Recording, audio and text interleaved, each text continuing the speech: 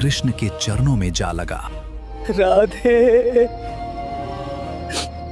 राधे। और वहीं कृष्ण ने अपनी अंतिम सांसें छोड़ दी।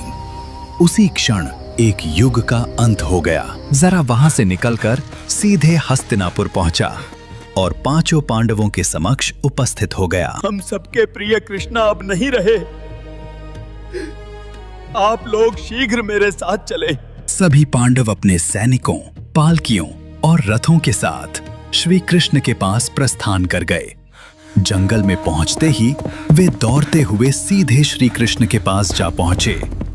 ये क्या हो गया माधव? अभी तो हमें और समय बितानी थी। भीम ने रोते रोते श्री कृष्ण को अपनी गोद में उठाया और जंगल से बाहर नदी के घाट तक ले गया। घाट पर उनके अंतिम संस्कार की तैयारियां की गईं। मौसम भी जैसे रो रहा था। एक युग समाप्त हो रहा था और दूसरे युग की शुरुआत लिखी जा रही थी। श्री कृष्ण को गोद में उठाकर चिता पर रखा गया। आसमान में बादल गरज रहे थे। अंतिम संस्कार की विधि आरंभ हुई। भीम ने स्वयं उसे प्रारंभ किया। अब मुहाग्नि देने का समय आ गया है। पंडित जी के मंत्रों के बीच पांडवों ने मशाल उठाई और श्री कृष्ण की चिता को अग्नि दी। उस दिन जैसे एक युग समाप्त हो गया। बादल रो रहे थे।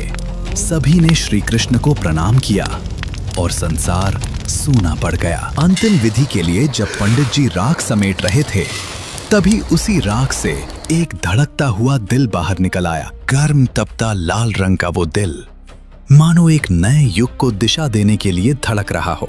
ये श्री कृष्ण का हृदय है, इसको जलाना उचित नहीं होगा।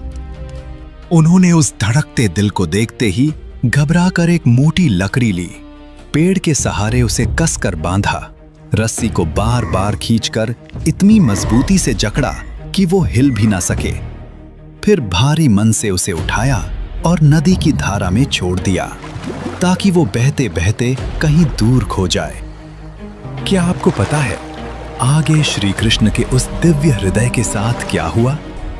अगर आप दूसरा भाग